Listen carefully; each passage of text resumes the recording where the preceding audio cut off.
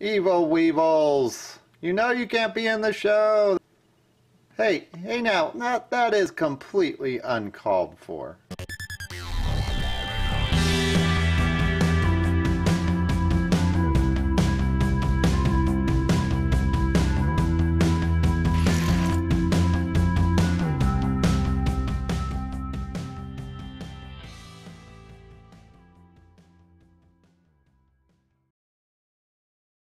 Hello everybody, it's LEDiecast, and in this video we're going to take a look at a few of the customs I've been working on.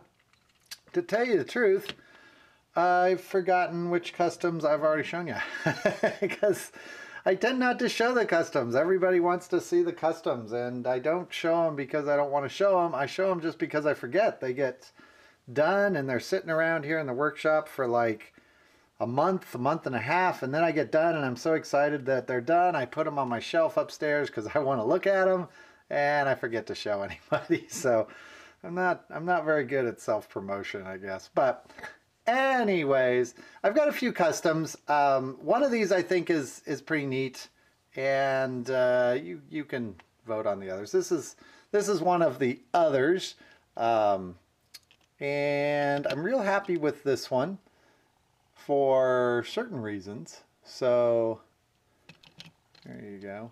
It's real happy with the paint, and we'll see what shows up, but that paint has a metal flake mixed into it, and it was an experiment, and I'll try to get the light here so you can see it, but the front of it is darker than the back, and it's real subtle.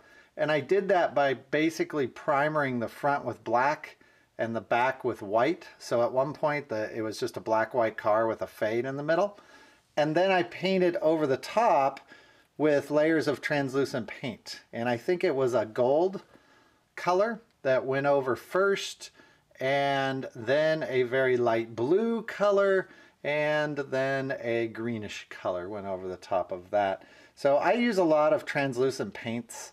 It's my background's in fine art and airbrushing, and so I'm used to doing it on flat surfaces, but I like to do that with the customs too. And I detailed out some of the interior elements in the front here, the back. You know what, I just remembered I did not do the taillights. I always leave that till last and I always forget to do it. And put some decals on it, but kept it real subtle, so more subtle than most of my stuff. We'll drive him off.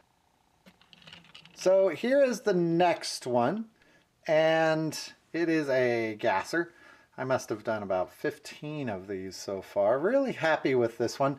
Polished the snot out of this one, so I really like the finish on it, and I don't know if it will show up here in the video or not, but it's a real shiny surface, and then it's got like a metal flake mixed into the gold and the copper.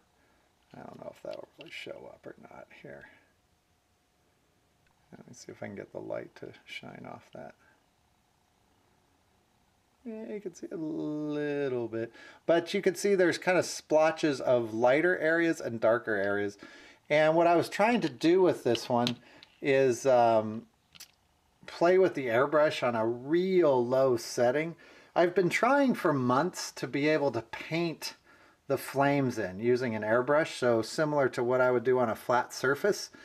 And I know how to paint flames on a flat surface. I've done that, but never on the scale and on a curved surface. And what I found is I can get really close to doing it, but I don't have the right equipment. In other words, I have to hold the car with one hand. I hold the paint stick that the car is attached to, and then I'm painting with my other hand, and it's just too clumsy. The car's bouncing around, and I've got one hand on the airbrush and it's bouncing around. So I have ordered a paint booth, a spray paint booth.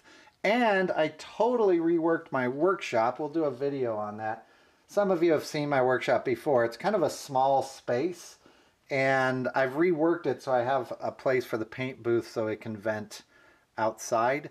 And I'm pretty sure that that will steady the car, get both of my hands free, and I think I'll be able to maybe paint flames in it using the airbrush, and maybe a combination of the mass or not with the mass. I'm not sure yet. But some of my favorite customizers can paint those flames on the car without using mass, and I want to be able to do that. So this was an attempt at that, but I ended up just doing kind of the light and the darks on the copper. So you can see like back here at the back wheel, it's a little bit more rose red, and then it fades to kind of a brown and then a rose red on the front. So I'm happy with it. I like the colors a lot on it. So happy with that one. And then this guy, which I don't think I've shown off. If I've shown this one off, I didn't mean to show it twice. But this one, I just like the story. The car is actually a little plain for me. But the story on this one is this, the actual casting on this one, I think it's a Super B. Right? It's a Super B. I'm pretty sure it's a Super B. The casting was one of the first ones that I painted. And I think this was the third car that I ever painted in my entire life. And I painted it, and I really didn't think it was very special, so I just kind of kept it. And me and Andrew kept like the first 10 cars we ever painted, and they've been kind of sitting around here. And when I redid my workshop, we found them again, and I liked it a lot more when I looked at it the second time. So we cleaned it up, I polished it, I did a lot to it that I had no clue how to do when I first started this, and I really like the way that it turned out, although it's just a little plain for how I usually do customs. So the guys that tend to buy or collect my customs, probably this isn't going to be their favorite. And I should say the finish on this, you can see there on the hood, is not quite up to par, because like I said, it was painted in a different way originally. So I didn't want to polish it too much. I was afraid I would harm the paint. And the paint just went on a little bumpy, so it wasn't going to matter how much enamel I put on there. But yeah, I tried to get it as smooth as I could. You can see the light moving across it pretty well. Really like the wheels. Those are Jada wheels, by the way. I'm sure you recognize them.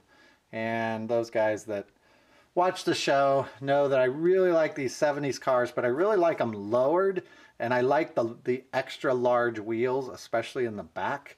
So I use a lot of the Jada wheels, and on this one I really had to drill out parts of that body, so it's missing some area in here, and that always makes it tough to get those back wheels in, because there just isn't a lot of plastic left to work with once you finagle those guys into place. So that's gonna do it for this round. Hope you like them. Comment below and let me know what you think. I should mention, by the way, that our LE Customs Facebook page has just blown up over the last 2 months. I really don't know why, other than I showed my customs a few times, but I'm pretty sure that's not going to cause what we saw on the Facebook page.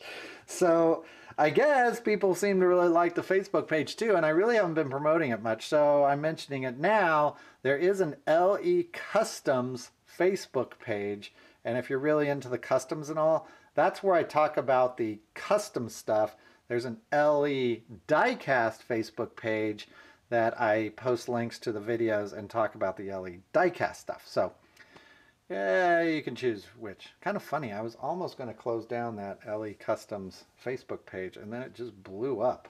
I think we've gotten about close to 400 subscribers just in the last couple months. So anyways, that's going to do it for this one. I'll see you later. Bye-bye.